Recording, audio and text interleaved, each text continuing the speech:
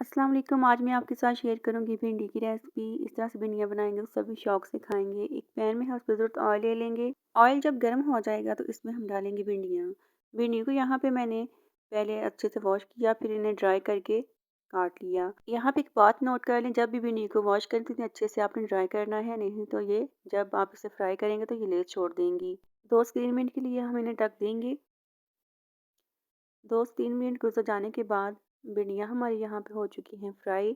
अगर आप इतनी फ्राई करना चाहते हैं तो इतनी ही फ्राई कर लें। मैं अभी थोड़ा इन्हें मज़ीद फ्राई करूँगी। ये देखिए अभी इनका कलर ग्रीन है। मैंने मज़ीद फ्राई करूँगी तो इनका ये कलर आ जाएगा और यहाँ पे अब इसे हम निकाल लेंगे और ऑयल को हम स्ट्रेन कर लेंगे। उसमें ही प्याज को फ्राई कर लेंगे। प्याज को भी फ्राई होने में 4 से 5 मिनट लग जाते हैं। अब इसे हम ढक देंगे 4 से 5 मिनट के लिए। 4 से 5 मिनट गुजर जाने के बाद ये देखिए कितना अच्छे से हमारा ये प्याज भी फ्राई हो चुका है। इसमें गोल्डन सा कलर आ चुका है। अब इसमें हम डालेंगे सब्ज़ मिर्चें। सब्ज़ मिर्चों को भी 1 से 2 मिनट के लिए इधर फ्राई कर लेंगे।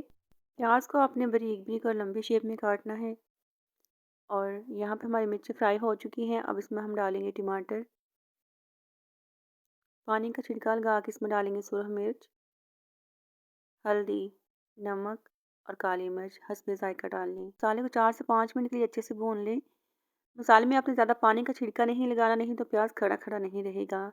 अब इसमें डालेंगे फ्राई की हुई भिंडियाँ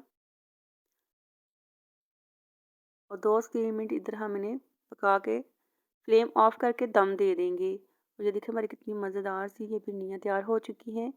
मेरी ये रेसिपी पसंद आए तो मेरे चैनल को करना है आपने लाइक, शेयर एंड सब्सक्राइब। तो मिलते हैं नेक्स्ट वीडियो में। इंशाल्लाह आपको ये रेसिपी बहुत पसंद आने वाली है।